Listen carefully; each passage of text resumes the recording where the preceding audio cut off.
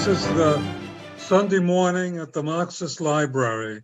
First of all, I want to remind people that this session is being recorded and will subsequently be posted on YouTube under our group, which is ICSS Marx.org. So if you want more information on links to prior recordings, future sessions, and so forth, how to contribute, you can go to ICSSmarx.org. Well, welcome to our viewers and participants around the world. It's Sunday morning on the west coast of the Western Hemisphere, and we welcome you. The Niebuhr Proctor, the ICSS is sponsored by or is closely associated with the Niebuhr Proctor Marxist Library in Oakland, California. We're a center for comradely discussion and debate based on the views of Karl Marx and his followers. We often quote the aphorism from Marx that the philosophers have in various ways attempted to interpret the world, but the thing is to change it. And I would add Lenin said somewhere that when ideas spread among the masses, they become a material force. And we're making through this program of ICSS, we're making a contribution to spreading radical ideas among the masses with the intention for them to become a revolutionary force. Well, our speaker today is Eugene Ruyle, one of the leaders of the Institute for the Critical Study of Society. So we're very pleased to introduce him. He will be posting some of the details about himself and this session on the screen, but I'll just say that he is going to be speaking very contemporaneously with the title Vladimir Putin and Xi Jinping on the Global Crisis, referring to the statement that the two leaders made on the world situation and their approach to it in the sometime earlier this month. So with that, I'd like to turn the session over to Gene and welcome you all again. Thank you, Gene. Okay. Well, we're dealing with the comments that Vladimir Putin and Xi Jinping made at the opening ceremonies of the 2022 Winter Olympics. And they released a 5,000-word document, joint statement of the Russian Federation and the People's Republic of China on the international relations entering a new era and the global sustainable development. And this document is important because it expresses the views of the two largest nuclear powers, both of which are permanent members of the UN Security Council. And as such, it merits the closest attention by anyone concerned with the survival and well-being of our species. And as we know, the comments that I'm making are my own and do not reflect the ICSS. As you know, I'm a member of I'm the president of the East Bay chapter of Veterans for Peace. And little background that after joining millions of Americans demonstrating against the war in Vietnam with the slogan, "Get the hell out of Vietnam," I kind of made that view my own. It formed my understanding of imperialism, and I've been opposed to it ever since I could spell it, learned how to spell it. But I decided to spend the next 40 years in the study of Marxism-Leninism and consider myself a scientific socialist. And today, February 20th, 2022, is an auspicious moment, I think, because it's the closing of the Winter Olympics. And this is a very important Olympics because it placed China squarely on the world stage. It for the first time, it defeated America in terms of the United States, in terms of the number of medals that were won by the Chinese team. And so that's very important. And also, it was notable was the presence of the two world leaders. Xi Jinping, of course, was there, and Vladimir Putin. And this was one of the key aspects of this. But also probably the most significant thing for many of us is this young woman, Eileen Gu, who was born in San Francisco with a Chinese mother and an American father. And she decided to compete for the Chinese team. And so she is arguably the most popular person in China right now, given her stellar performance. She won 3 medals. But she could well be one of the most hated people in the United States because everybody's referring to her as a traitor for competing for her motherland instead of the country she was born in. So there's a lot going on at the present time, and I think that's important.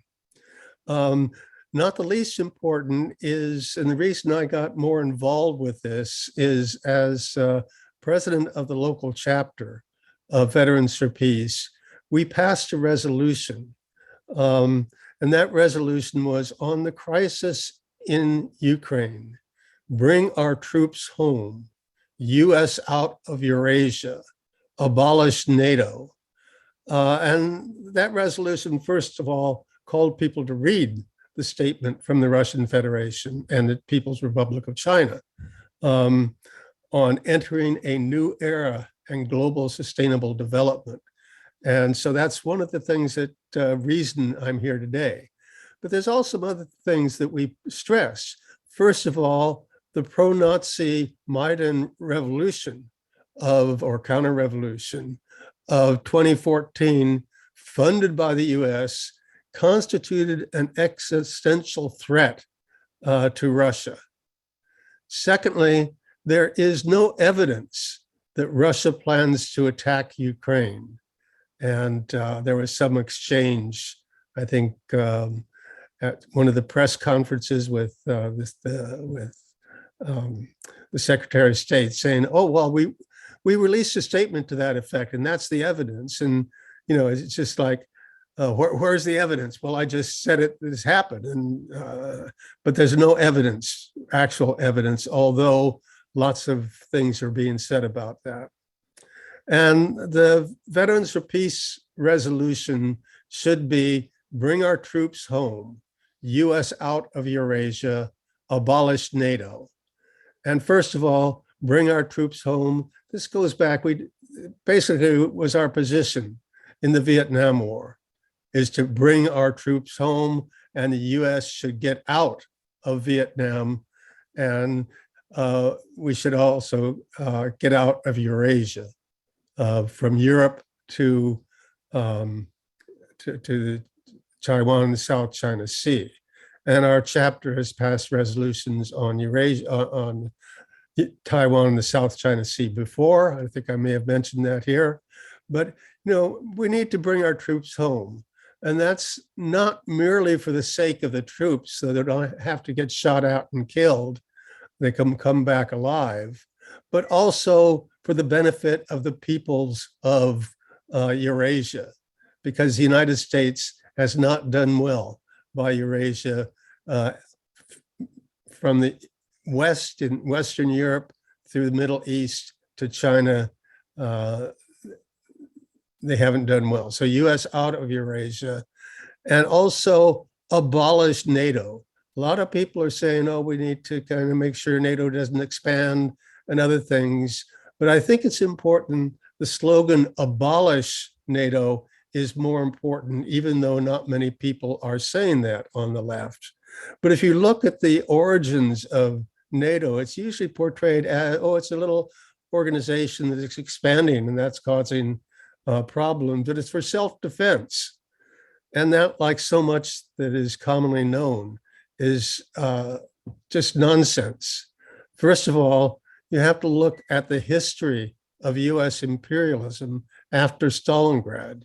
You'll recall that Churchill, who was no friend of Stalin or the Soviet Union, basically told the House of Parliament in England that, you must know that in my view, it was Stalin's Red Army that tore the guts out of the filthy Nazis. And that's true. And the United States did not get involved in World War II, really, in Europe, until after Stalingrad, and they were afraid that the Soviet Union would liberate Western Europe, and they didn't want that to happen. So that's when they opened up a second front and so on. But also you have to look at, so that's one very important thing we need to think about before NATO was formed.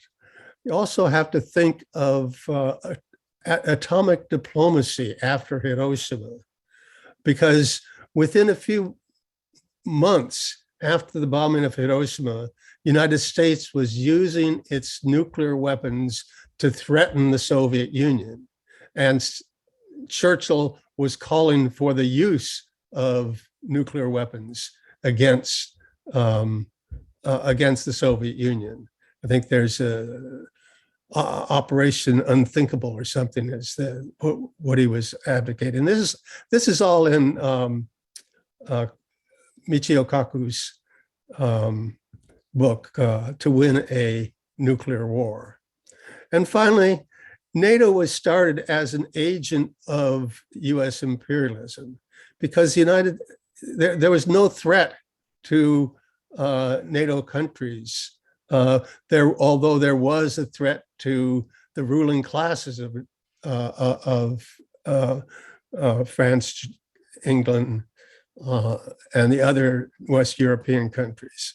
But it was formed as an agent of imperialism to attack the Soviet Union. I think we need to bear that in mind.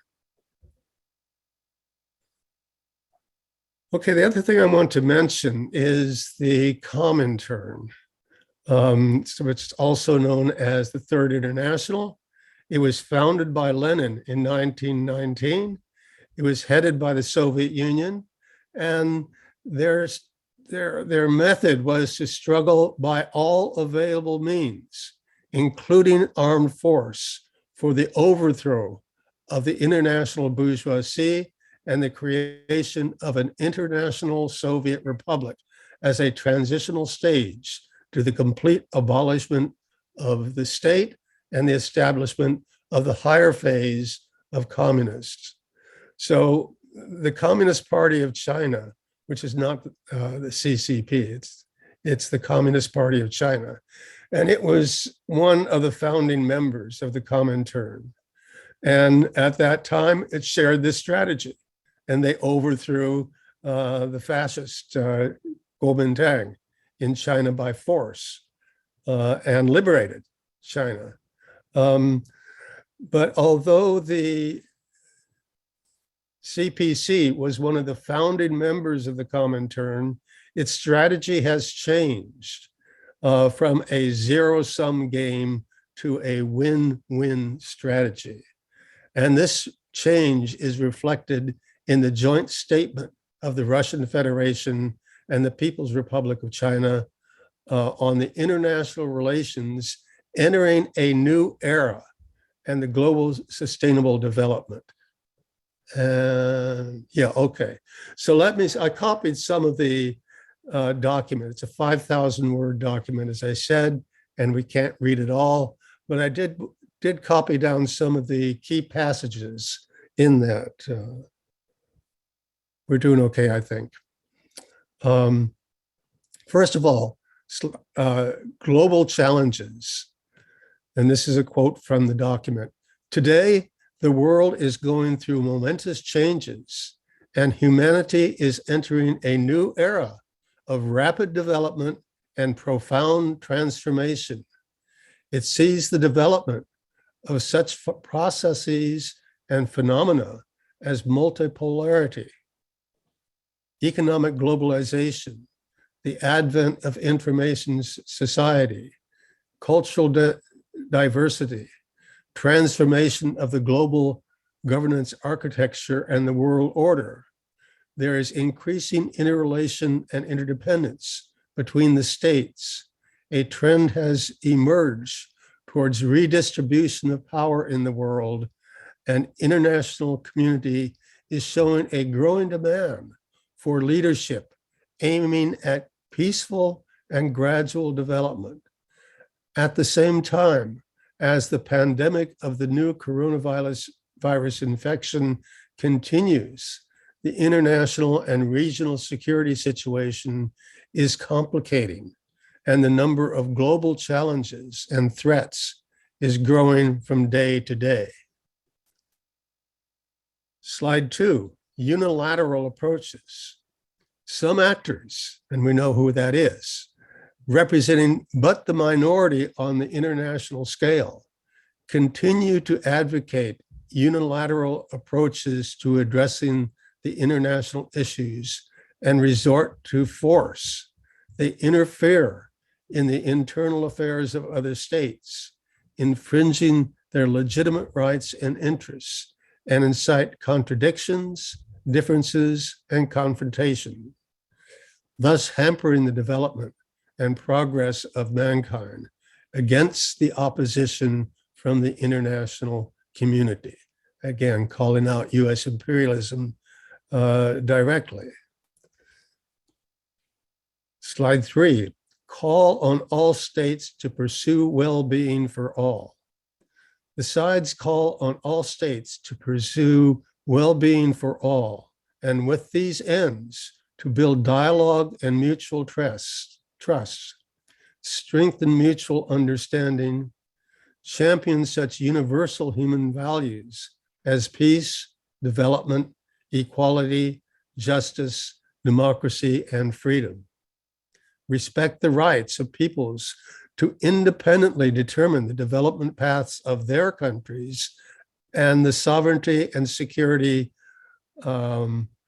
development interests of states, to protect the United Nations-driven international architecture and the international law-based world order. Seek genuine multipolarity with the United Nations and its Security Council, playing a central and coordinating role. Promote more democratic international relations and ensure peace, stability, and sustainable development across the world. Slide 4.1 on democracy. And here's what they say on democracy.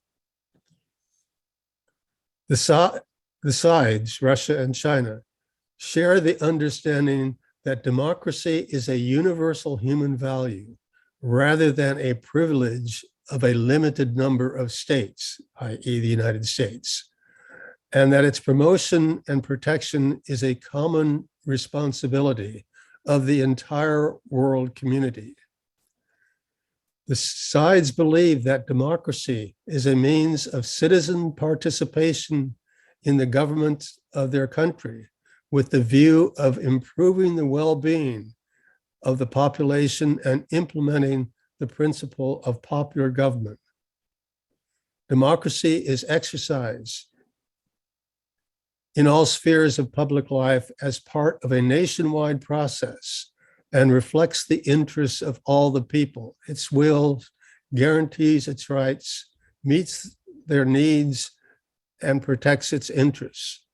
There is no one-size-fits-all template to guide countries in establishing democracy. A nation can choose such forms and developments methods of implementing democracy that would best suit its particular state based on its political and social system, its historical development, traditions, and unique cultural characteristics. It is only up to the people of the country to decide whether their state is a democratic one.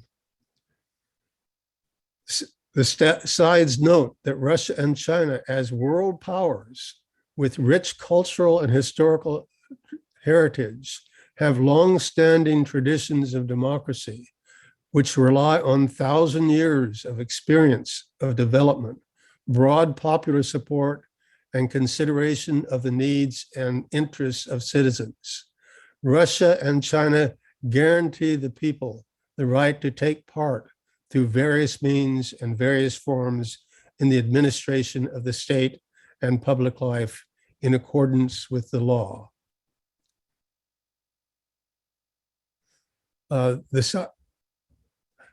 sides note that the democratic principles are implemented at the global level as well in the standards of other nations to monopolize the right, the development of compliance with democratic criteria, to draw dividing lines based on the grounds of ideology, including establishing exclusive blocs and alliances of convenience, prove to be nothing but the flouting of democracy and go against the spirit and true values of democracy.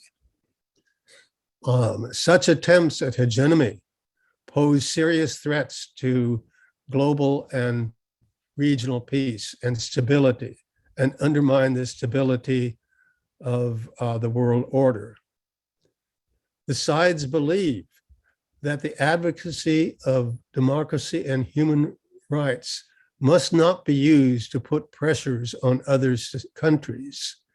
They oppose the abuse of democratic values and interference in the internal affairs of sovereign states under the pretext of protecting democracy and human rights, and any attempts to incite divisions and confrontations in the world. The sides call on the international community to respect cultural and civilizational diversity and the rights of peoples of different countries to self-determination. They stand ready to work together with all the interested parties to genuine democracy. And again, some people have said that if the United States has weaponized democracy and human rights, and if they were truly interested in establishing human rights and democracy, they would not have to leave the city limits of Washington, D.C. But that's another principle we can talk about more. Human rights. The sides note that democratic principles are implemented at the global level as well as in administrative justice. Certain states' attempts to impose their own, quote, democratic standards on other countries to mobilize the right to assess the level of compliance with democratic criteria, to draw dividing lines based on the grounds of ideology, including by establish exclusive blocs and attendant alliances of convenience, proved to be nothing but the flouting of democracy and go against the spirit and true values of democracy. Such attempts at hegemony pose serious threats to global and regional peace and stability, and undermine the stability of the global order. The sides believe that the Oh, they seem to repeat themselves here. I apologize for getting lost. The sides believe that the advocacy of democracy and human rights must not be used to put pressure on other countries. They oppose the abuse of democratic values and internal affairs and interference in the internal affairs of sovereign states under the pretext of protecting democracy and human rights, and any attempts to incite divisions and confrontation in the world. The sides call on the international community to respect the cultural and civilizational diversity and the rights of different countries to self-determination. They stand ready to work together with all interested parties to promote genuine democracy. Slide 6, the Second World War and fascism. And this is important, I think, because the Soviet Union and China were the countries that defeated fascism, first of all, and paid the highest costs in 20 million people in the Soviet Union and a comparable figure in China. So they say, the sides intend to strongly uphold the outcomes of the Second World War and the existing post-war world order, defend the authority of the United Nations and justice in international relations, resist attempts to deny, distort, and falsify the history of the Second World War. In order to prevent the recurrence of the tragedy of the World War, the sides will strongly condemn actions aimed at denying the responsibility for atrocities of Nazi aggressors, militarist invaders in Asia, and their accomplices, and to besmirch and tarnish the honor of the victorious countries. Okay, there's some other points that I think are worth making here. Let me go over them quickly. There's the one China policy. The Russian side affirms its support for the one China principle, confirms that Taiwan is an inalienable part of China, and oppose any forms of independence of Taiwan. Russia and China stand against attempts by external forces to undermine the security and stability in their common adjacent regions, and to counter interference by outside forces in the internal affairs of sovereign countries under any pretext. They oppose color revolutions and will cooperate in the aforementioned countries. And finally, they note the commercial contracts signed are related to the purchase and sale of natural gas via the East Asia route, the purchase and sale of crude oil for delivery to oil refineries in Western China, and other documents include a memorandum of understanding on cooperation in the field of low carbon development between Rosneft and China National Petroleum Corporation, and an agreement on cooperation in the field of information development and digitalization between Rosneft and the Huawei technologies for the period of 2027. Okay, so that's basically what they said, and I kind of repeated something here. But again, just note that the Communist Party of China and the Comintern and the Soviet Union, Russia, were both the basic countries involved with the spread of the Comintern, and they pursued these policies up until recently. But the Communist Party was one of the founding members of the Comintern. Its strategy has changed from a zero-sum game to a win-win strategy. And this is reflected, for example, in the numerous Latin American countries that have signed into the BRI. And since I know even less about Latin America than Ukraine, I won't go into that, but hopefully somebody will in a later segment. But here's Xi Jinping and Maduro, I believe, in Beijing, breaking the cycle of underdevelopment in Latin America. And hopefully we'll have somebody speak on that at a later date. Oh, this is just a picture of Eileen Gu, the most popular woman in China. So I will stop there, turn it back over to Richard, and I'll leave it at, well, I'll end the screen sharing. So it's all yours, Richard.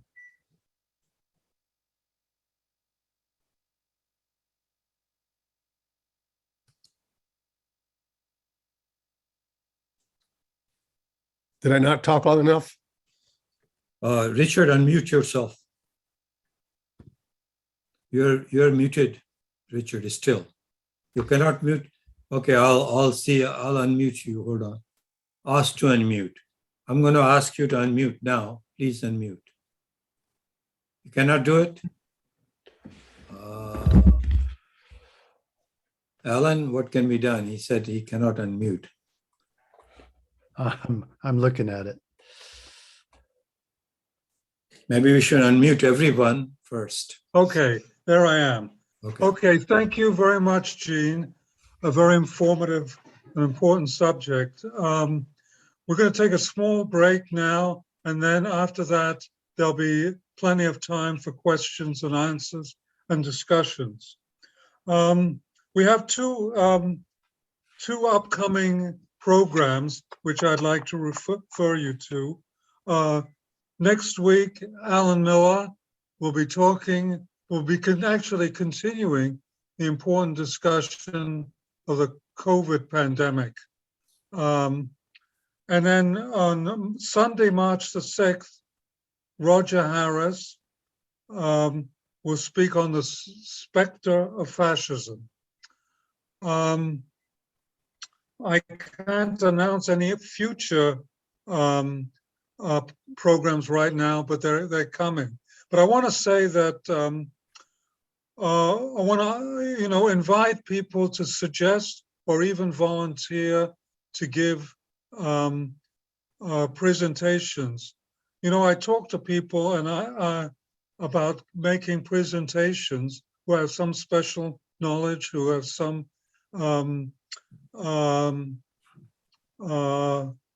capability, and oftentimes they say, "Oh, I'm not a good speaker. I'm not." They give various excuses, not excuses, but explanations. But I want to say that we're ready to help people who want to give presentations, and it's important for our work because the program committee and can only do so much by itself, and we want to welcome other people to offer either themselves or people they contact. That's the basis in which we do our programs. So I want to ask again for people to volunteer. Secondly, we're still helping to support the work of the Niebel Proctor Marxist Library and our own work, and that requires money. And I'm including some information on the chat on how you can contribute. But there's also information on our website that's more complete of ICSS marx.org. So please do that. So now we'll have everybody will be allowed to unmute themselves, but please keep yourself mute when you're not speaking.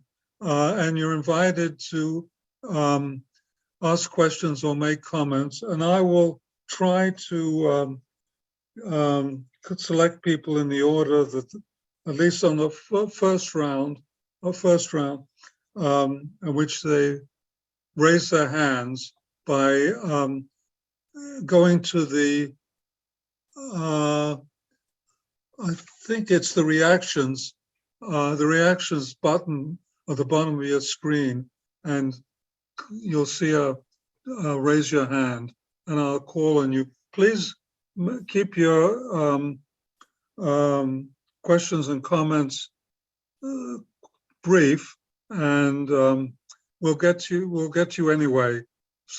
Your complete things but we want to give everybody a chance. So I see. Can Gene say something? Yes, I go ahead. want to stress that what Richard said is about you don't need to be an expert to give a presentation. And I think my talk proves this, because I certainly don't feel like I'm an expert on what's going on in Ukraine. Most of what I've learned has been in the last few weeks and in this forum. So I've done a lot of reading, but I don't have any answers for the statement itself, and the situation is very complicated and also rubbed over with a lot of false information. So, I just want to make that. Okay. All right, the first hand up is Nina Wax. Go ahead, unmute yourself, Nina. Unmute yourself, Nina.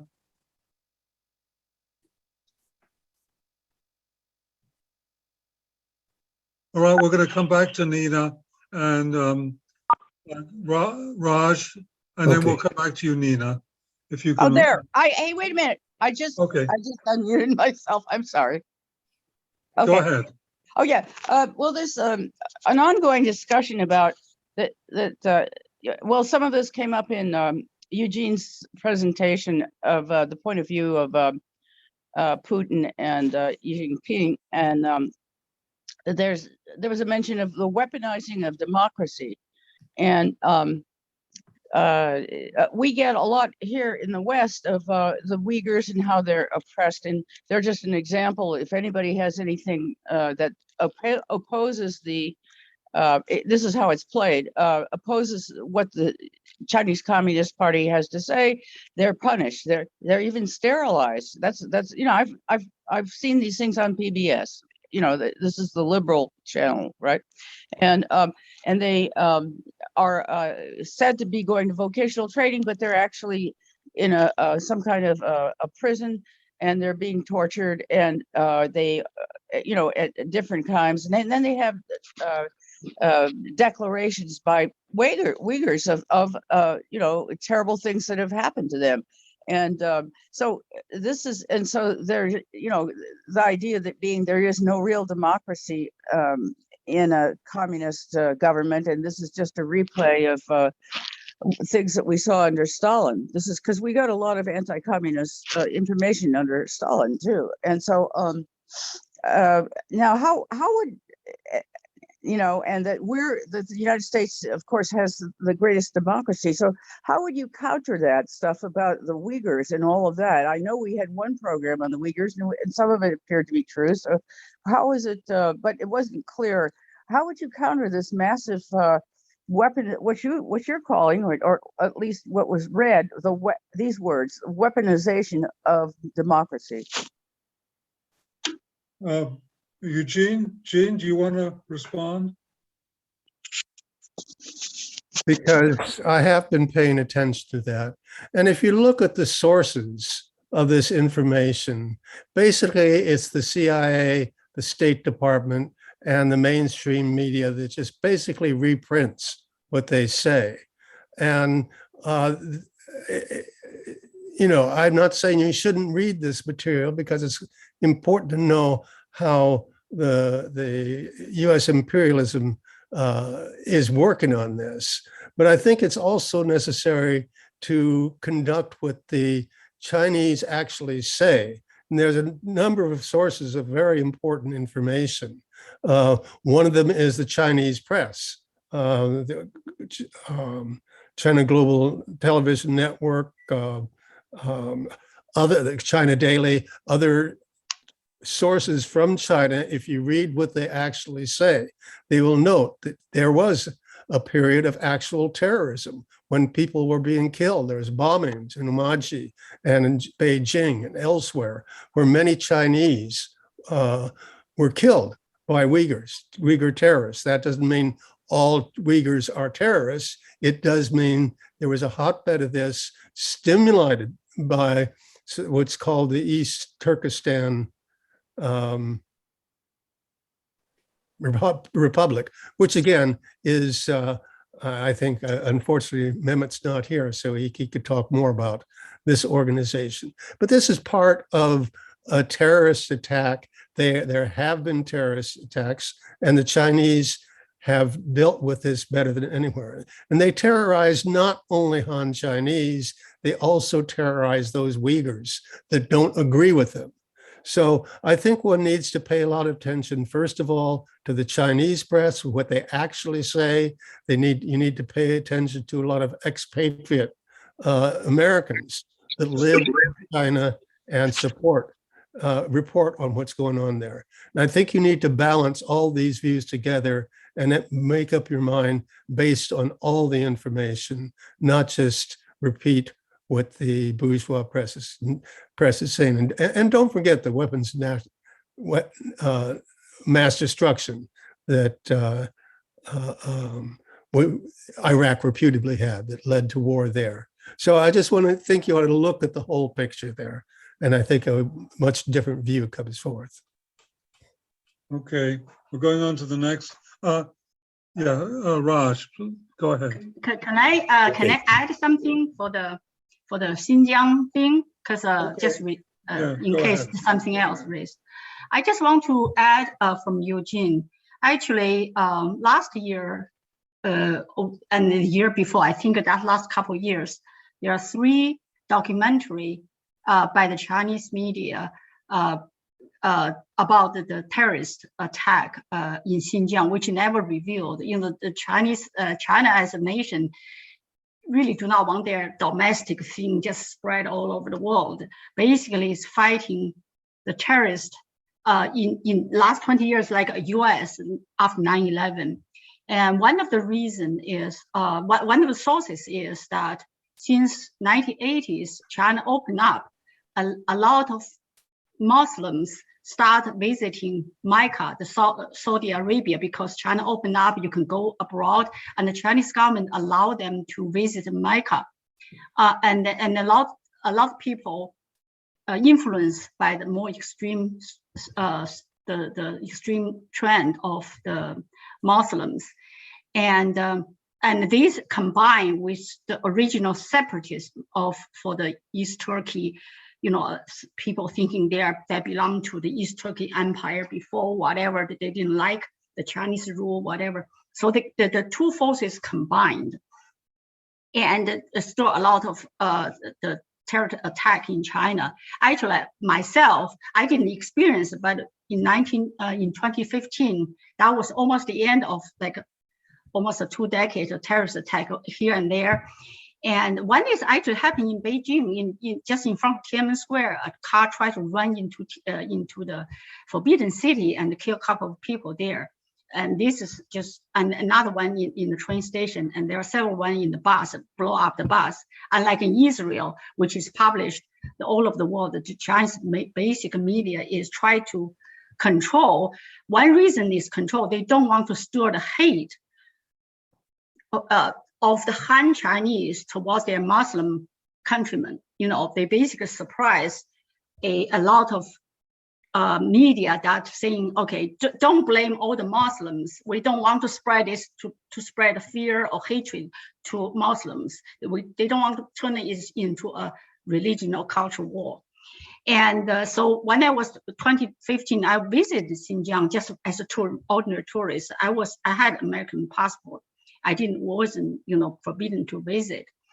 And I heard on the train back to Beijing, I heard that there's a terrorist attack in the coal mine. I don't know whether it's coal mine, whatever mine in the mountains.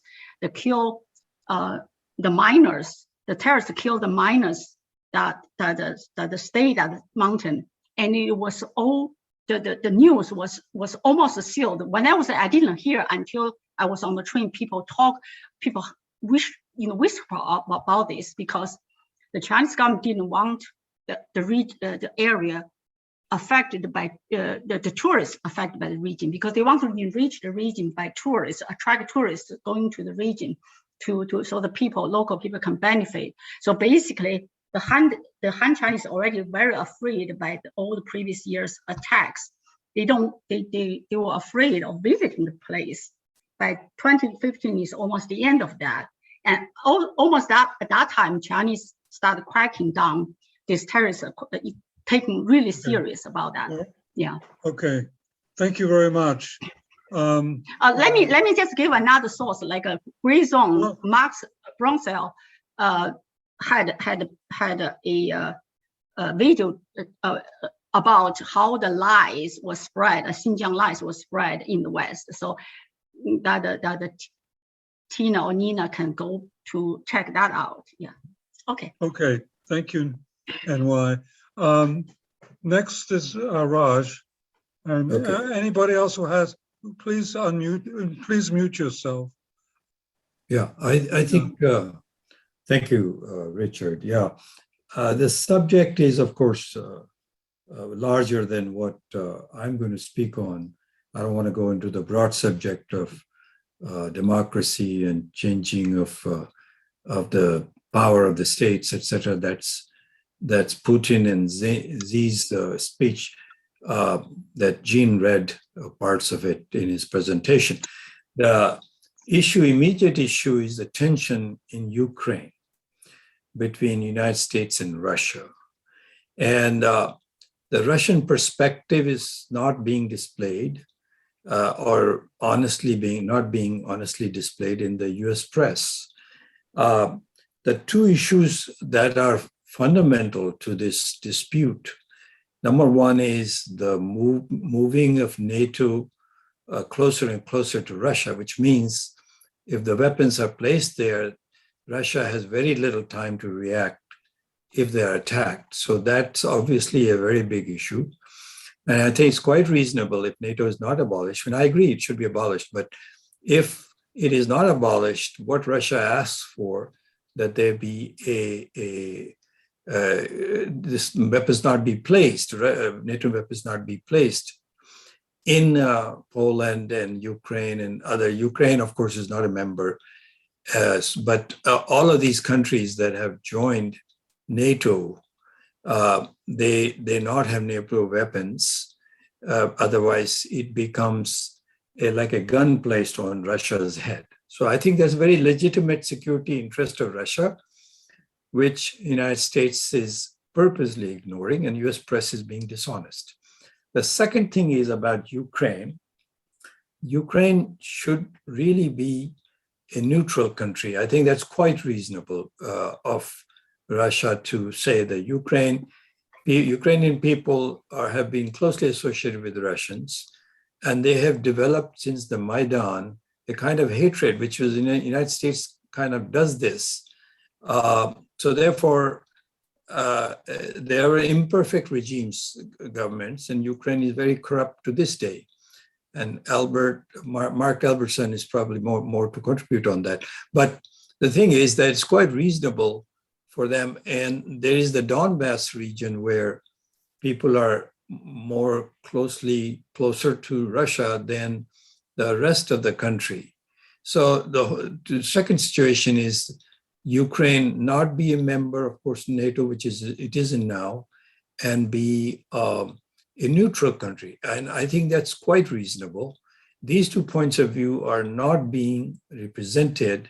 And what Putin's forces are doing is basically what the Russian objectives, what they call coercive diplomacy, because they've been asking these things of the West and the United States in particular, because the United States dominates all these countries that are supposedly free, France and England and Germany, but behind the scene, the United States control them.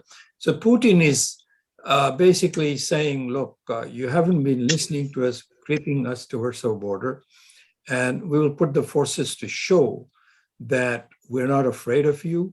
And also Donbass region where people are being attacked by Ukrainian government is being represented as the opposite. And I don't know what the truth is, but I suspect what is in the US press is false. So I think the propaganda in the United States about the reality in Ukraine is pretty fantastic. And nationalism is here in Russia, in China, everywhere nationalism has risen. But in Ukraine, Russia's position seems reasonable to me. Anybody else can add to it or whatever, or Gene wants to respond. Thank you. Okay, the next our list is Elazar, Mark Albertson, and Richard W. So Elazar, please unmute yourself and go ahead. Elazar? Okay, we're going to go to Mark. Go ahead. Thank you. Gene, you brought up a point before, early in your presentation about the second front. You brought that up before. That is quite true, although the United States Army wanted to get into this, wanted to get on the European continent in 1942. This army wasn't ready to invade Europe in 42, and it's really not ready to invade this army in this continent in 1943. But they will on June 6, 1944. Now, what irks me, and I've given talks on Normandy, what irks me about Normandy is what's left out of it. It is the first big battle of the Cold War. From that perspective, that you had to get Allied troops, not just on Italy, but in the northwest area of Europe. Those guys that crash landed by glider, parachuted in and hit the beaches, they just didn't serve Hitler as eviction notice. They won the first big battle of the Cold War by making sure that Western Europe would remain in the Western camp. That's what they did. You know, they're not stupid in Washington and London. Italy had a sizable communist party. In fact, it's the Italian communist partisans that killed Mussolini in Milan in front of that gas station. And also France had a sizable communist party. Spain still had a communist party despite Franco. So the concern here is, yes, it's not 1944, 1945. It's after the surrender of Germany and later Japan. That's really the concern here. So I assume this is what you're referencing, because that's really what's going on here in 44 and 45. Okay, I'm going to go back to Elazar. Unmute yourself, Elazar. You are unmuted. Go ahead. We don't have any sound from you. Elazar, we don't have any sound. Maybe your microphone is switched off on your... well, I'm going to go on to Richard and we'll come back to you, Elazar. Richard W., go ahead. Then followed by Keith and Janet, Corbin, Laura Wells, and Trahan, New York. We'll pick you up again, Elazar, if you get your... Go ahead, Richard W. in Okay. Texas. I managed to unmute myself. Thank you for the presentation, Gene. I had a couple of observations. And in particular, that your view of NATO is as a containment to the Soviets. I mean, initially, I understand historically that may have been the case, but I think now that NATO has become much more of what I consider like a Walmart of military weapons.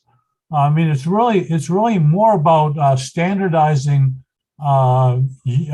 Western industrial. That's the other point I want to make is this is not Russia versus the United States. It's really Russia versus the Western industrial countries. And NATO plays a part here in that it provides some sort of centralized distributor of military weapons.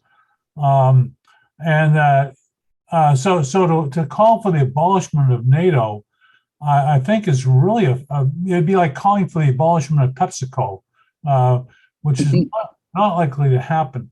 Not as long as we have a productive, in the sense that it is producing military weapons. I think more appropriate is to call for the reincorporation. The military used to make all of its own weapons, or virtually all of its own weapons. If you wanted to really do something useful, I think you should call for the army to start to produce its own weapons and take it out of private hands. That would, anyways. Okay, I'll leave it there. I got a few other things, but I'll leave it there. Thank you. Thank you. Our next discussant is Keith. Yeah, go ahead. And if you want to video yourself too, please do that too. Go ahead, Keith. Okay, well, I just wanted to know what people make of the evacuations that are going on in eastern Ukraine. The Russian separatists have been evacuating civilians from those areas. So they're expecting something. So I want to know if, what people think might be in the offing over there. The other thing I wanted to mention is, you have to be very careful to look at anytime, say, the US says, well, there's a genocide of Uyghurs. You have to look at even the evidence they present. And the evidence they present was interviews literally with 8 people. 8 people, and they somehow extrapolated these 8 villages to the entire country. And anybody with any sense can see what was wrong with that method. Any repression that way that may be happening in China can be presented as a quote unquote genocide. But genocide means you're trying to kill an entire population. It doesn't just mean you've put some people in a prison camp. So we have to be very careful with that. And we also have to be careful not to do it ourselves with some of our own propaganda, but that's besides the point. Okay, thank you. Next is Janet Cobren. Please unmute yourself. Thank you. Yeah, hi. Hi. Today, first, if I heard right, there was somebody talked about having instead of arms being manufactured by private industry, that countries should manufacture them. I mean, why are we talking about manufacturing arms at all? But in any case,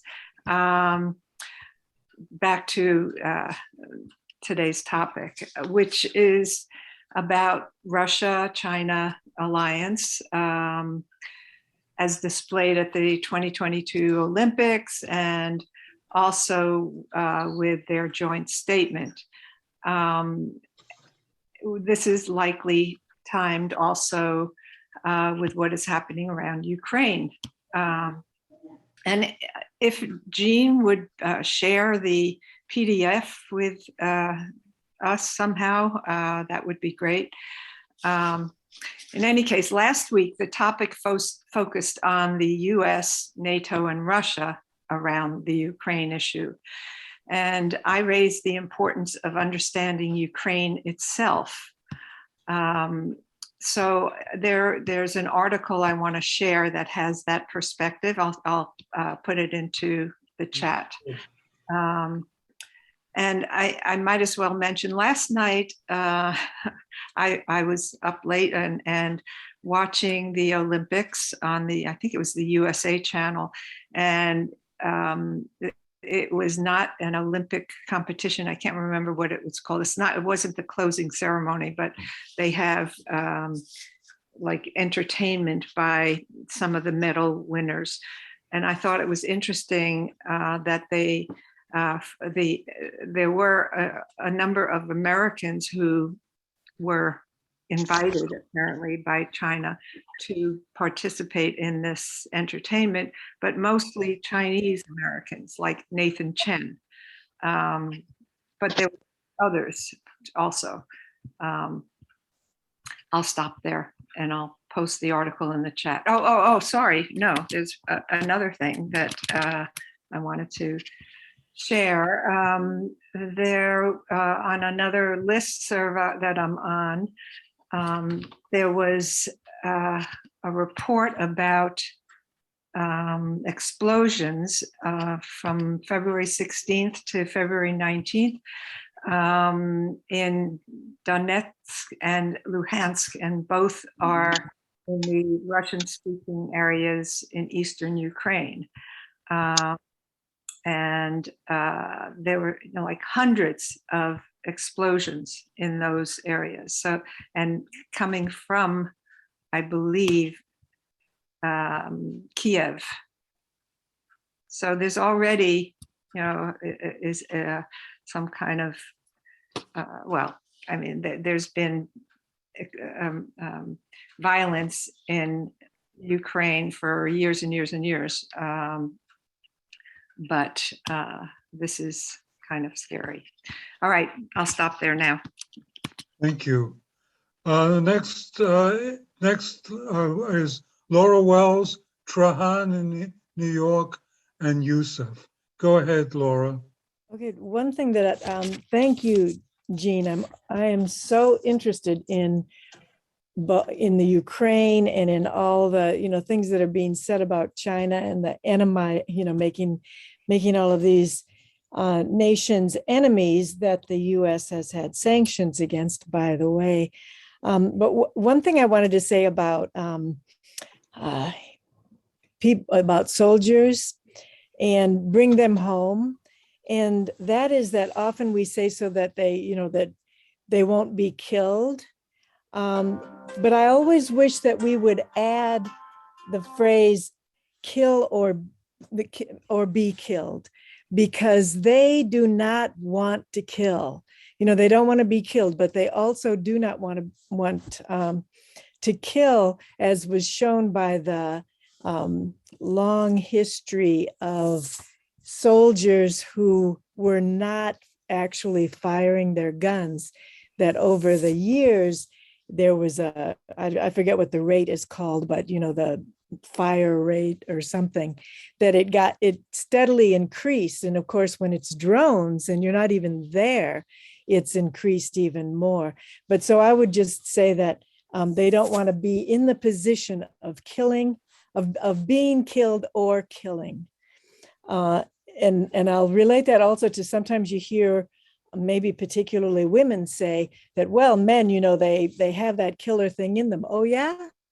Why do you think that if they have this thing called boot camp, which is a brutal period of time that they put men through in order to get them to go to war? Men do not, it isn't this generic thing that men like war. And I think that it's one of those things that people that the people who want the wars use in order to blame the individual. So you blame men for wanting wars. No, men don't want to go to war. Maybe a few, but very, very few. And so don't blame the individual on that. It is the system. And it reminds me of I'll tell this little story about my father.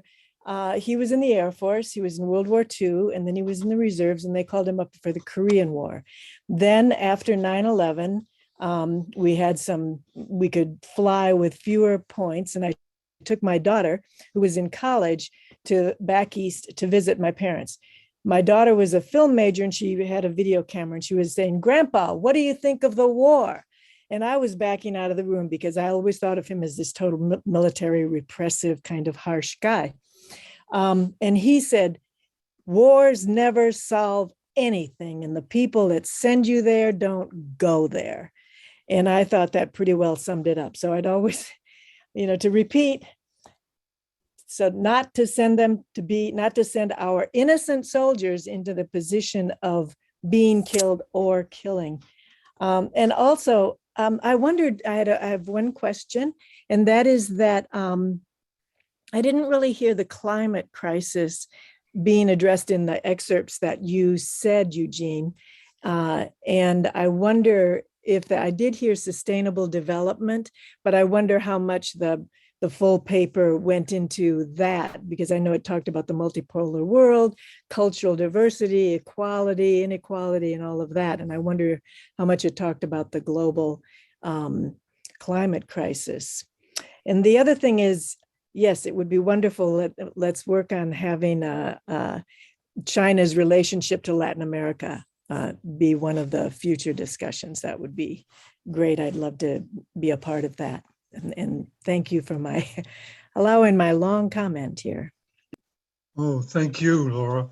The next is Trajan of New York. Yes, can you hear me? Yes. I remember reading, after the World War II ended, that I don't know if you covered it because I came into this program a little bit later, that the Western Ukrainians fought the Soviet Union all the way up until 1951, and that over 30,000 Soviet soldiers died trying to put down these fascist leftovers from World War II. And again, I'll mention again, I think I mentioned in a previous program, because it sticks in my mind because I heard it all the time when I was younger. When my mother was taken as slave labor from Ukraine, from Kremenchuk area, and she said the camp guards were the Ukrainian nationalists, Western Ukrainian guards were meaner than the Germans. And then you think of the case, and I think about the case with John Demjanjuk, who was thought to be Ivan the Terrible. He was taken to Israel, and he was on trial for a while. He was a Detroit auto worker, but many Western Ukrainians took part, as we know, in the atrocities in the concentration camps. And another thing I think of too is they don't tell you in the press here, corporate media, that a lot of families are, even in the occupied Ukrainian areas, that a lot of them don't agree with each other. Because I know my relatives in Kharkov do not agree with the relatives in Kiev about the war. Do not. The ones in Kharkov are Russian-speaking Ukrainians and are much more pro-anti-war than the say from Kiev and farther west. And it does create friction, because I was sitting at a dinner table in Kharkov, and one of my relatives would mention the one in Kiev, and where it comes out, he's a nationalist. He wasn't happy with him. But anyways, I think that one of the mistakes that Putin made when the overthrow, he should have sent peacekeepers in right away. I mean, the United States would. Did all the countries around, Dominican Republic, they should have sent peacekeepers in. Now this whole thing has just gotten worse and worse. Now they're armed with heavy weapons. They're a dagger now in Russia's belly, and the U.S. wants this. They've thrown away the Minsk agreement, and they have given orders to attack. That's why they're attacking. And then today I just read France is having a meeting with Putin and Zelensky. He's going to try to calm this down. But France already had a meeting with Putin and Zelensky, and the orders are coming from the U.S. They want this war, and they're doing everything. And look at the media the last 3 weeks. It's #1 story on the news. So that's all I want to say. Okay. Thank you very much, Trey. I'd say Trajan, but I don't know if that's the right Traian. It's a Romanian, Roman emperor. My father's from Romania. Traian was the founder of Romania. So Roman emperor. I should be able to do. I'm Romanian too. So the first round of our question, the last person is Yusuf. Go ahead, Yusuf. This is Rich. Thank you very much. Sorry for being late. There's a personal emergency, but the struggle against NATO was something that galvanized people, starting in the 50s, but especially in the 60s, 70s, and partly into the 80s. So I think that should be revived. NATO has become more aggressive. It has turned into a police force and a means by which the US could outsource its resources. I mean, I remember as a teenager in Turkey, that was the thing that galvanized the left. And also myself. So I think that should be revived. I mean, I don't think it's a slogan one should shy away from, but on the contrary, it's a slogan that needs to be put forward. No to NATO. Thank you. Thank you. I see that there's one more first round hand up. Rich Johnson, would you, yeah, go ahead. I have a bad habit. Can you hear me? Hello? Yes, yes. Okay, so I just said something that I thought was significant. Of course, I didn't write it down. I'm going to have to pass. Shit. Okay. Oh, no, I'm on the edge of. Oh, God, I'm so. I can hear the thought, but I can't see it. Okay, move on. Sorry. Okay, we'll come back to you, Rich, if you. I just want to make one last comment on the first round. I saw some report that the National Security Advisor, I think his name is Sullivan, made a speech in which he commented is, we control the information space, and that gives us a lot of freedom to do whatever we want. And that's really what you can say about the mass media. And actually what ICSS, one of the things ICSS is trying to do is break that monopoly, that control of the information space. So we're part of the struggle and you are part of the struggle. At any rate, the second round, beginning of the second round. Well, I see Norma. Hello? Oh yes, Rich, you ready to talk? Yeah. Okay. Yeah. Okay, so I'm getting this news like on the internet and otherwise in general from the the New York Times, whatever, indirectly from the CIA and all that shit. So I'm getting a little bit of both, but not enough of either. It's sort of clear, I think, where the U.S. stands on NATO and what they're trying to do with it. I'm not going to argue with that because I agree with what we're saying. But here's my thing. I have a son and an ex, my first wife, and my whatever, 53-year-old son who was born in Western Germany when it was still West, lives in Berlin now. And I get the impression, not only from them, but just in general things I'm reading, that Europe, the countries of Europe, Germany in particular, which is, as far as I know, the leading industrial country, sort of has a lot to say over the other countries that they're supposed to be in NATO with or whatever, or next door to. So that they really don't want a war on their continent between Russia and the U.S. or anybody else, or Ukraine or whatever. It's just, they just like the Russians. The Germans have seen war, the Germans and the Italians and the Spanish and go on and on and on. The Brits who aren't even in Brexit or whatever you call it anymore. So I'm just saying, I don't hear much about that. I hear little pieces of it, but I'm getting a very distinct. I think about it and I thought, well, why would anybody in Europe, other than some crazy military people, which I don't think most of their military people, whether Europe in general, in which country, are crazy. I don't think they're crazy. I think they're very self-interested, like they're self-interest like everybody else. You have to be crazy 40, 50, 60 years later to want another World War II, like we said a couple of weeks ago, World War I and World War II.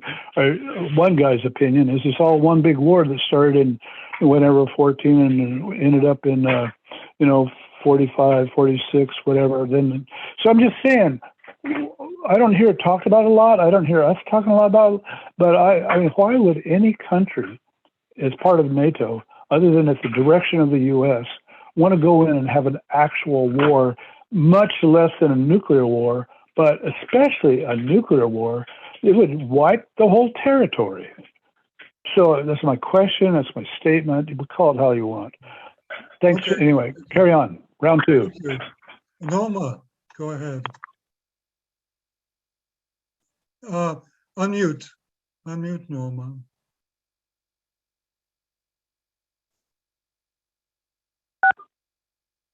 Unmute yourself, Norma.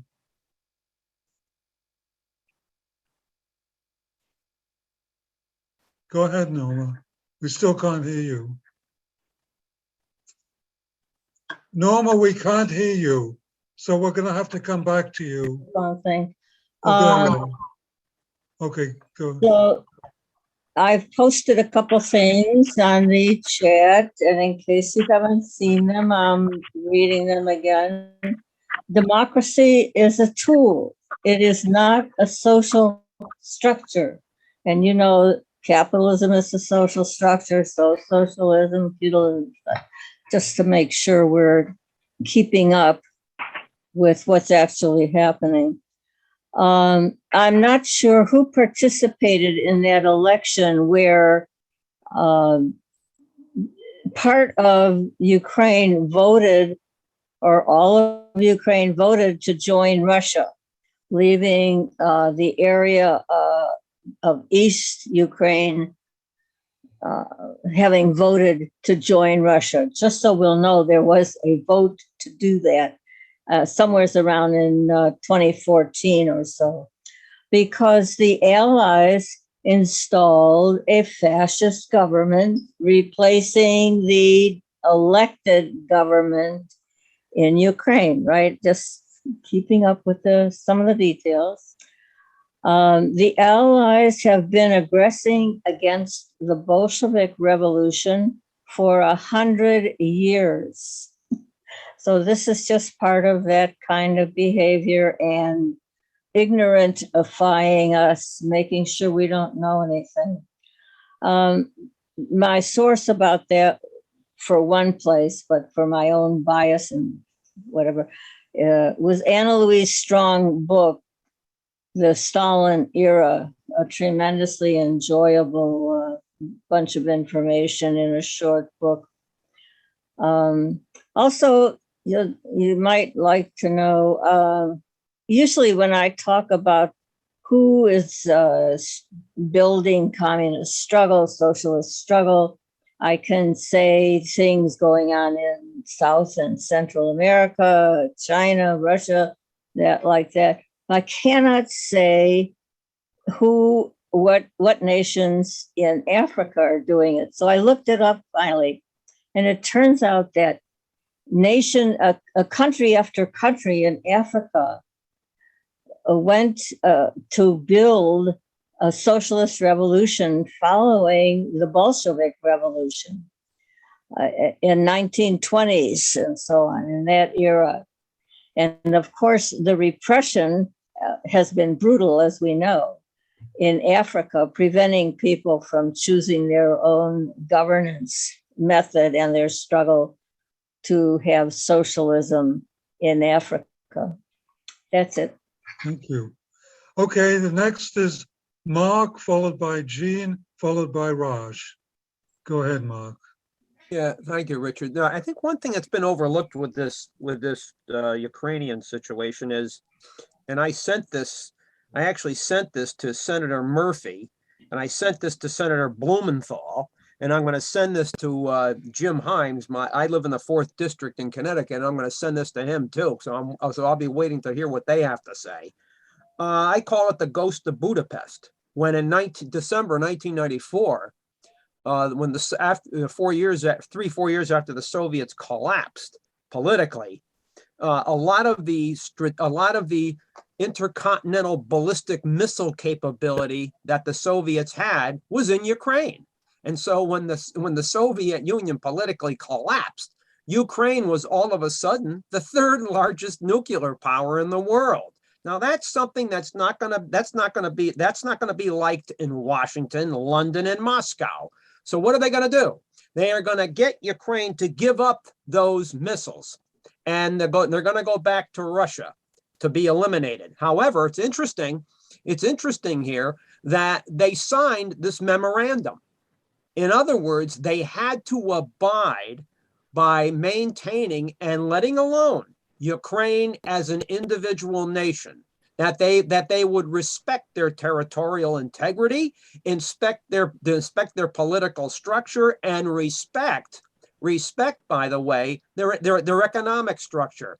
Yet Ukraine is now the butt of big powers who want to control this area of the world. And that includes the Russian Federation. It includes England's the 51st state anyway, so they're going to side with Washington.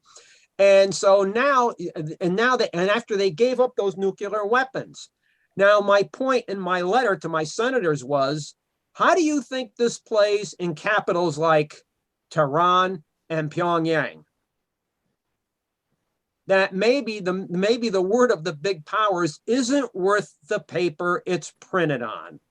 So I called this the Ghost of Budapest, and I'm going to be interested to see what my senators from Connecticut are going to say in response to this. Thank you. Next up is Gene. Has a question for himself.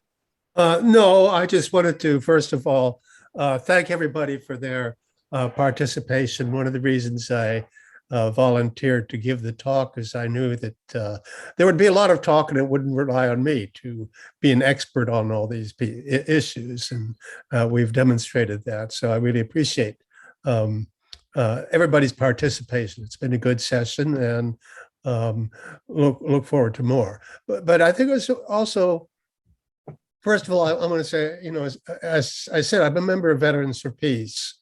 And Veterans for Peace is an organization dedicated to the abolishment of war. That's who we are. That's what we do. And that's a very important perspective that lots of people don't really understand, but it's there. And, I joined the Marines when I was relatively young and ignorant. It wasn't the brightest thing I've ever done. Wasn't the dumbest thing I've ever done. But I do, as I tell people, I'm an atheist, as you all know, but I still thank God that she never sent me into combat, because especially since getting out of the Marines and seeing people in our East Bay chapter who have been involved in these wars, it's just the way they've just been destroyed by them and managed to fight back. And so that's another important thing. On the Uyghur, so people know, there's a really good, if you're in the Bay Area, there's a really good Uyghur restaurant in Union City, and urge people to go down there if you can in the area. They have the best lamb kebab that I've ever tasted. And it's interesting in terms of the Uyghur that they're also not only have good food and beautiful women, they have the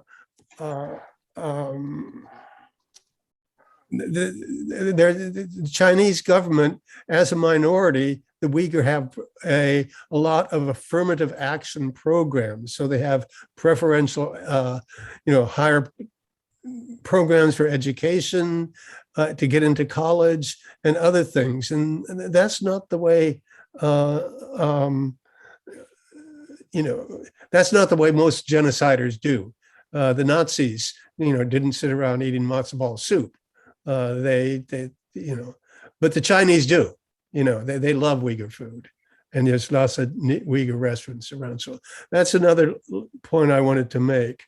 But and again, Laura's certainly right about having gone through boot camp. It is a process of trying to change people. And many people get out without having that effect. Other people get into combat and do things. But I'm really going to say that the Vets for Peace, as I said, my chapter enthusiastically endorsed these ideas that I put forth about, U.S. out, bring our troops home, U.S. out of Eurasia, from Europe, the Western Europe to Eastern Asia. The United States has no business, no legitimate business in any of these countries, and abolish NATO again. I haven't heard anything good about NATO so far. So it's an imperialist institution, and I dislike imperialist institutions. But again, I just wanted to thank everybody for being here. Appreciate the discussion. I knew we would have a good discussion. That's why I didn't worry too much other than just getting through my part of it. So thank you on this. Thank you, G. We're coming to the last person in our second round. I noticed there are a lot of very knowledgeable people on our attendees, and I should I want to urge them to contribute. I don't want to have to call on people like a teacher in school to speak, but I'm going to have to if they're not speaking up. At any rate, here's Raj. Go ahead, Raj. Thank you. First of all, I want to say, Trehan said something that I forgot to say, which is that that was very important in the Minsk agreement, which was signed, which the Western powers are encouraging Zelensky government to not abide by, which Putin wants them to, which is to give autonomy to the people of Donbass region. Okay, and that's partly the conflict. That's one of the immediate goals of Russia. The second part is a little more theoretical. Since we are Marxist, we abide by Marxism, Leninism. Most of us do. I want to point out, and I agree with Gene, the war should be abolished. That's a great goal. I mean, that's kind of getting to being human beings then. But under capitalism, war is an outcome of capitalist rivalry, capitalist method of accumulation of other people's work. And that is not possible. And today, this unfortunately is the case with that capitalism has found its place in countries that were previously socialist. That includes China and Russia. So really speaking, that is not possible until so our path is much more difficult today because capitalism has found its place in societies like China and Russia now. And the other thing is the multipolarity as a political tool. This is related to the same thing.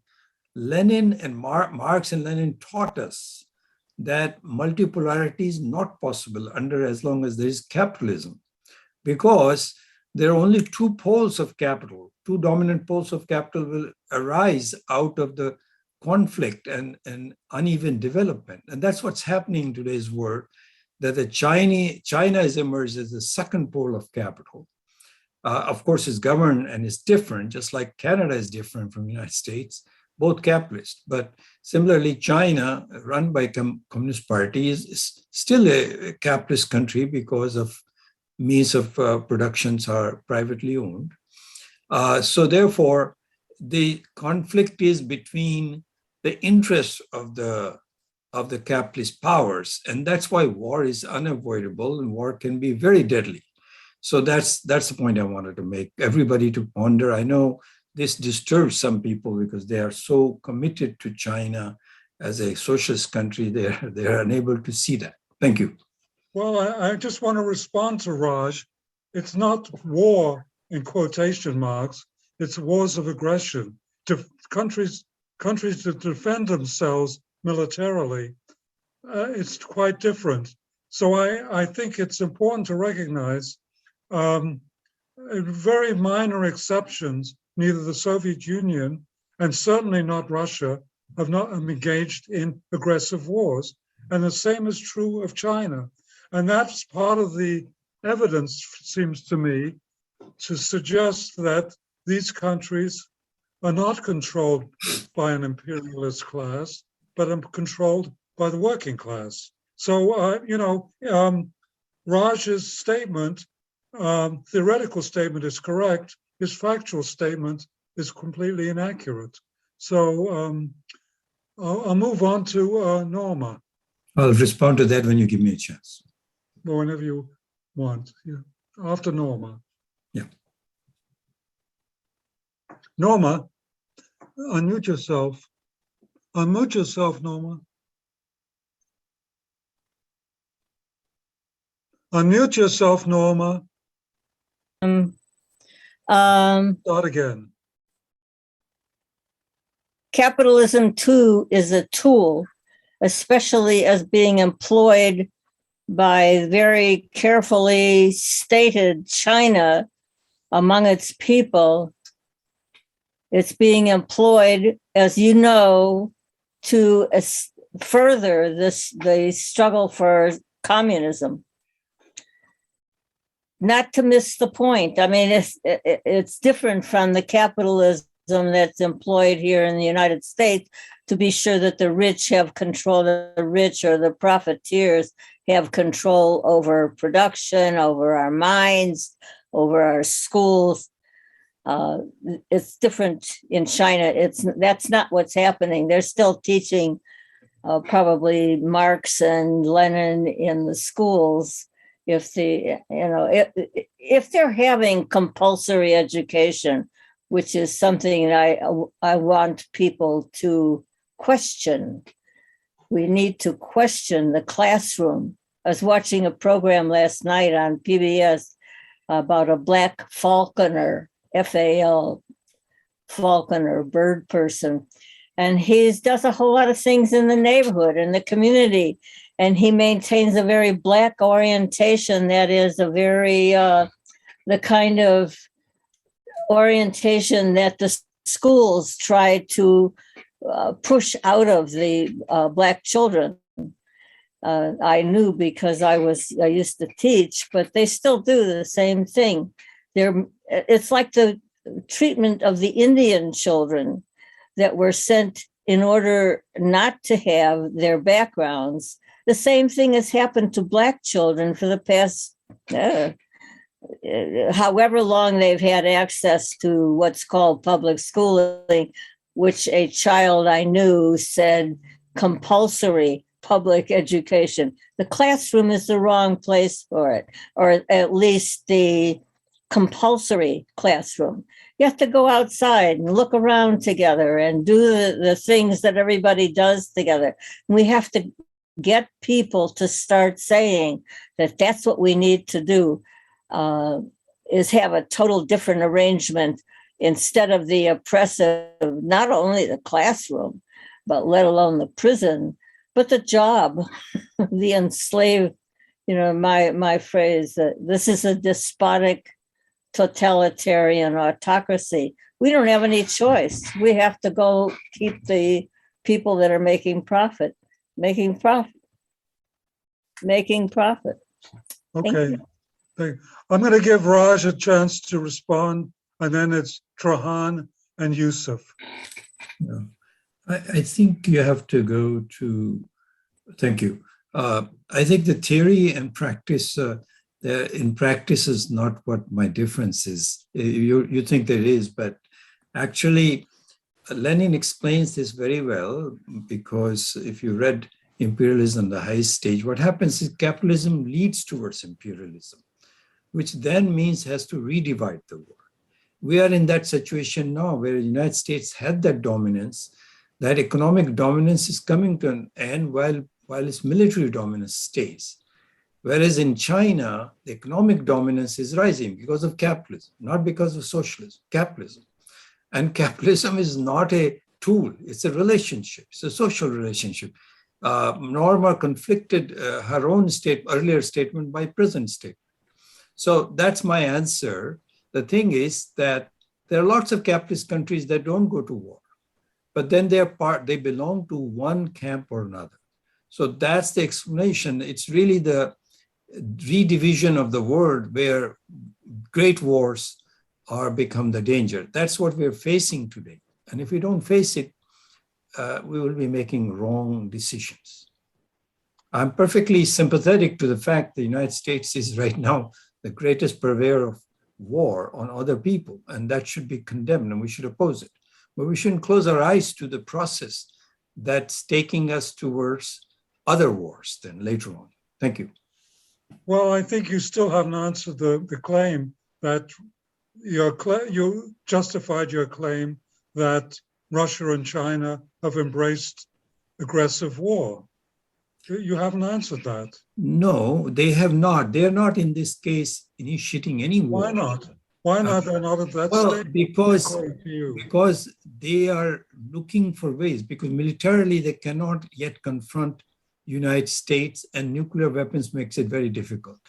And so therefore they are, but the time is on their side, okay? Time is on their side. So, and therefore, United States is trying to keep from going down, which is the direction it's headed, because it's really decayed. So that's why US is aggressive and it wants to keep on control. Eventually, that's the danger we face, that there will be a conflict regardless, because United States will push its way and China and Russia will oppose it. But we have to stop the war, okay? That's our common minimum program as Marxists. We have to stop the war. Thank you. okay, go ahead, Trahan, and then Yusuf and Jean. I want to bring up one time when I was in Kharkov that I was taken to a history museum, and in the history museum they show a lot of pictures of during World War II, and I remember one photograph, and the historian who was giving us information that in Kharkov the Nazis gassed people using these vans, and like 30,000 people in Kharkov were gassed, probably communists, Jewish, or other minorities. And also, I went to Kiev, I went to Babi Yar, and Babi Yar had 100,000 people shot, put in a ditch. But anyways, what bewilders me is that many of the Soviet Ukrainians fought against the Nazis.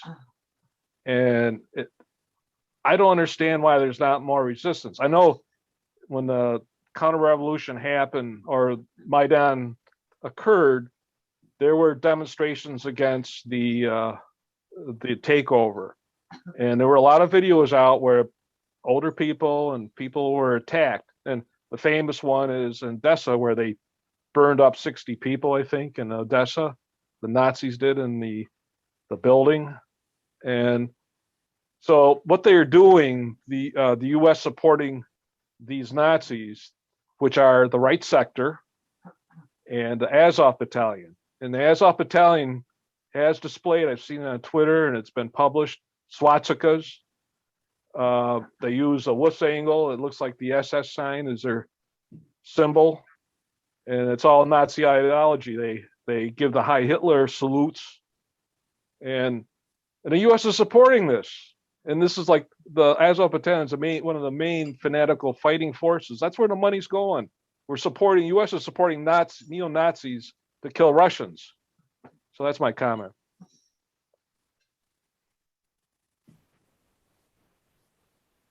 Yusuf, go ahead. Thank you. Let me clarify my position and what I believe is approximately the position of many people and organizations I deal with. Now, Russia is not a socialist country. It is a capitalist country, no doubt. Is it an imperialist country? Not yet, not at present. China, I would agree that the current economic system shouldn't be called socialism. That I would agree with, but again, dismissing that the capitalist class has seized state power, that's wrong. Now, maybe along the line, in the future, this may lead to the collapse of a communist state power. That's possible. And a full-blown restoration of capitalism. That's possible. I don't think it's inevitable. And definitely, the policies of China is not imperialistic just because it engages in foreign trade doesn't make it imperialist. Right now, it is not engaging in imperialist wars. Again, the state power is still in the hands of the Communist Party. I don't think that's not something that's irrelevant.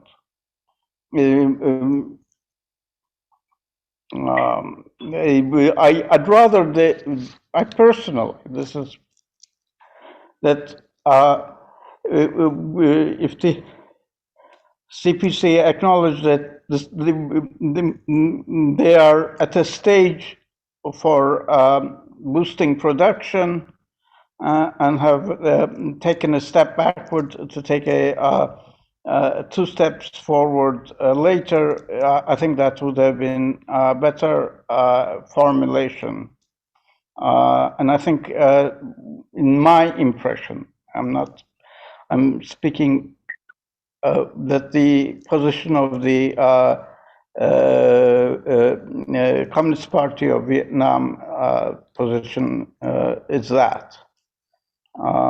They acknowledge they have a capitalist, a private sector, but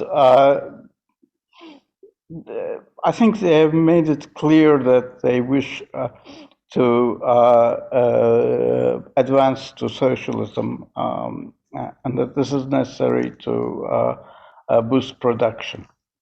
Okay, so let me conclude by saying that. Okay, thank you. Next person is Gene, followed by Rich Johnson, and then Richard W. Thank you. Good, thank you.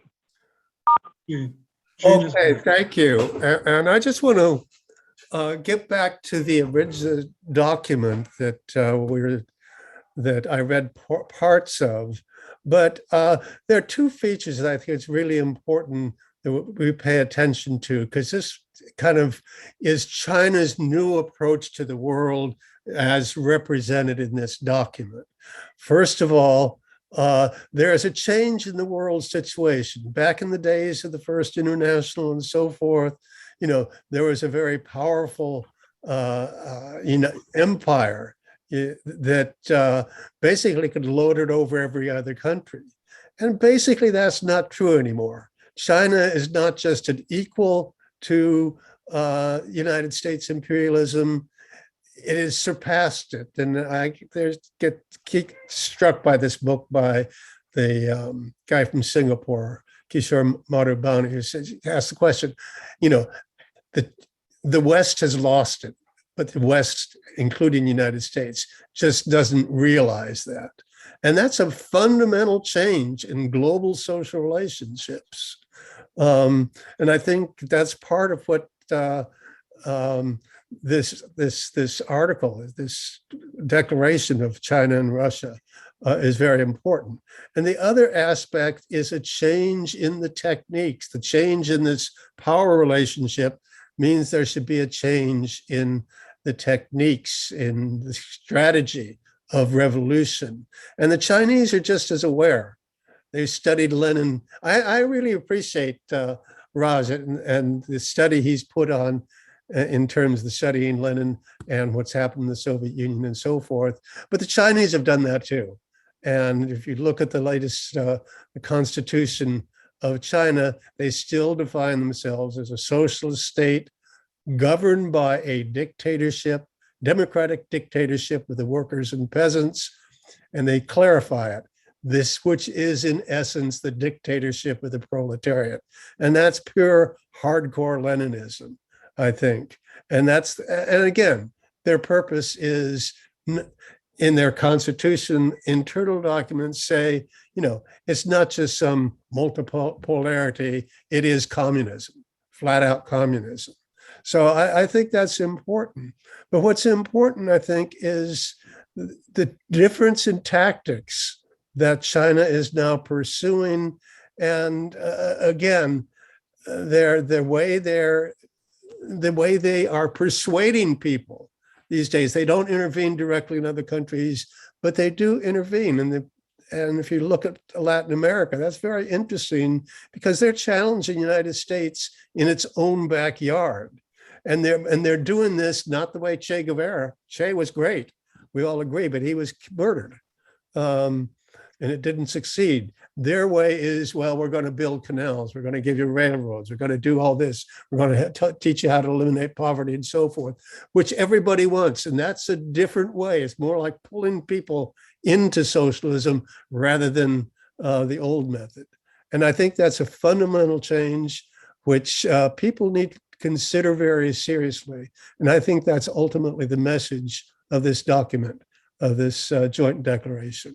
So I'll pause there. I'm sure we'll return to this topic.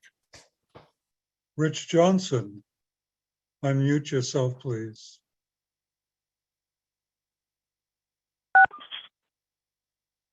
Hello? Okay, Wrong. takes a second. So, so this time, against my arm's will, I made some notes. Okay, so see if I can do it. So right off the top, I want to do this China thing with Raj and Eugene. And that is, one, I believe in 49, whatever, until 80, that, Mao and followers were in charge. And then, what's his name? Came in 80 and opened up China. So at that point, I don't know what the numbers were. I'd love to know. But in terms of the relationship between the number of peasants and the general population of China, and even what the population was, I don't think it was 1 billion yet, but whatever. It's improved. Even with a one-child policy for so long, and after, which is, who knows where that's going, not just only one anymore, the population wasn't near what it is now. So they came, 49, the communists came into state power, and they had a bunch of peasants and a few workers on their side, a few proletariat, a few meaning hundred thousands, millions, I don't know exactly, but it wasn't. And then in between, with capitalism and socialist direction, blah, blah, blah, all that stuff, they've turned however many people into a job. Oh my God, those people are now proletariat. No matter how bad a wage they get, no matter how much we Chinese have turned them into wage slaves. Yeah, but they're not peasants anymore if they're wage slaves. Okay, so what I'm saying is they had a problem. They had lots of problems when they took over 49, 80, whatever. And they had to solve those problems, so they'd have starving people on their hands, and those people would be revolting. They would have problems, both the people, and they would take it out on their government that was claiming to build a better life for them. So they started building a better life for them and of developing, in my opinion, my view, a large proletariat, which now I forget exactly. I think it's educated and off the dirt and, into running water and toilets and all that kind of stuff, even if they've got a small little bed to sleep in the city, whichever city that's growing and needs workers. They're proletarianizing people. That sounds like they're laying the basis for socialism.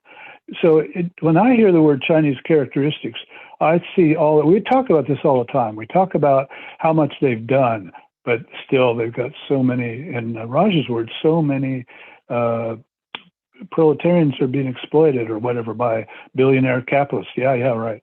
So one of those guys gets out of line and it uses an example. Okay, they've got how many billionaires, but one of them loses his breath, he gets taken out as a total corrupt. And they say, this guy is a good example of what we told you guys not to do. Pay attention, all you multimillionaires and billionaires. You either follow the rules Or if you go way overboard and start breaking the rules, we're in charge. We'll show you, make an example to the other hundreds of friends of your cohorts who are also capitalists, but taking advantage, super advantage of your new proletarian workers. Well, off your head. So, you know, they put this guy up there who used to be right central, probably, I don't know where he was in the party, but, or how he got his reputation or how he got his material, so they could have so many proletariat and make so much money. So he's no longer breathing. He's no longer breathing. And if the rest of you didn't get the message, that's the message. Follow the rules, make it work, or pay the price.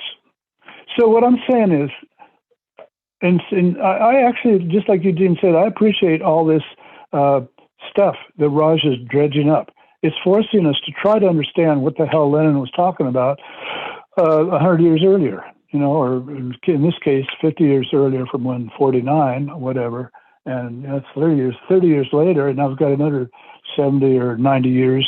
So we have to keep rolling with this. We have to, like, you know, we're not going to do it the same time, the same as they did in 1914 and 17. They came out of nowhere with a better organized proletariat per person than the Chinese had, and a long history of debate within the country against the Tsar and all this stuff for 20, 30 years, whatever, probably for a lot longer.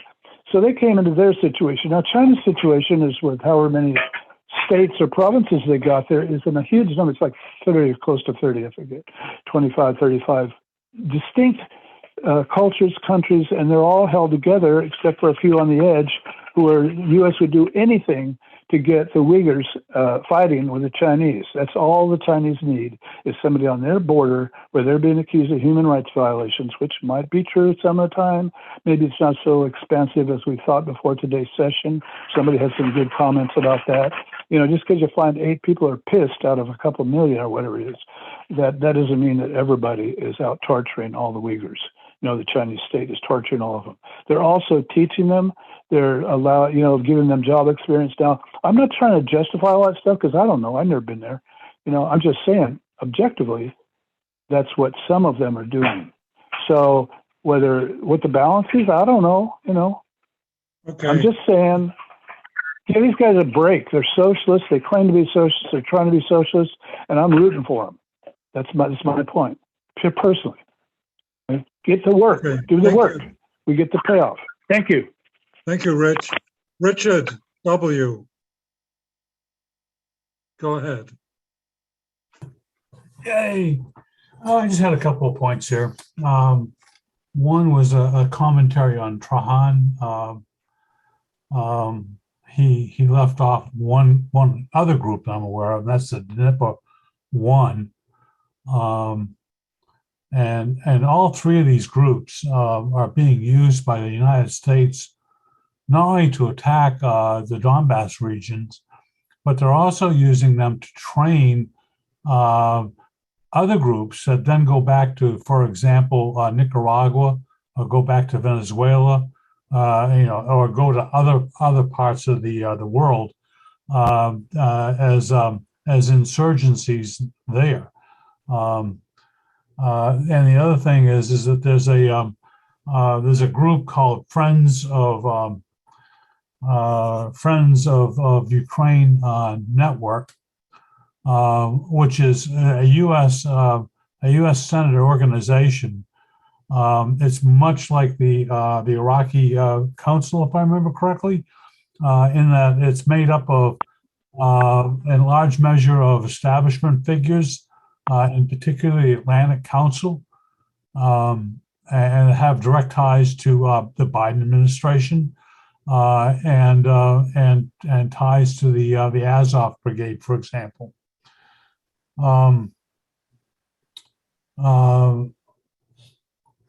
Let's see. Okay. It seemed to me the question that we really are not really addressing, though, is what should we be doing here? I mean, we start off these things with the 11th thesis on Feuerbach. But so far, basically, what we've been doing is we've been debating the philosophical angels dancing on the pin. The real question to me is, what should we be doing back in this country to address this stuff. I mean, I've been seeing a lot of flyers, being posted around, petitions.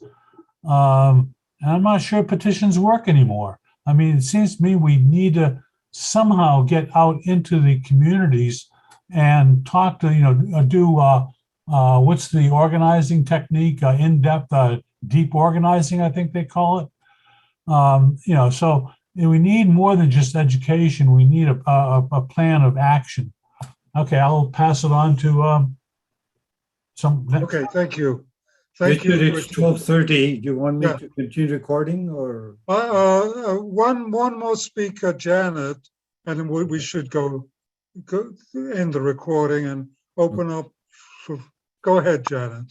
Yeah. So I just wanted to throw this in. I don't think Israel has come up in this discussion, and I'm sure there are their fingerprints somewhere in the mix. Unfortunately, our connection with Janet seems to be You can't spotty. hear. You. I can hear Janet. Raj? My connection is spotty. We can hear you, Janet. Richard, it might be your connection. Yeah, maybe maybe somebody has to mute. But anyway, the main reason why I wanted to get recognized is this is a direct question to Jean. Is there a way that we can get a copy of your PDF file that the slideshow? Yes, I think somebody put it in the chat. Did you not? I will drop another copy, and the people who joined after that can't access it, so I'll drop it right now. Okay. Oh, it's a link? It'll be It's a link? in no, it'll be the file itself will be posted in the chat in about a minute. Okay, so please don't end the event until that happens or until we can do it. Thank you. Okay, and if that doesn't work, you can email me and I'll email it to you. So Okay, thanks. thank you for your interest, though. Thank you, everybody. We usually have a open discussion now without the recording. If anybody, I don't know how many we have quite a few fewer people than we originally had. But go ahead. I will not moderate. You can jump in and say anything. So.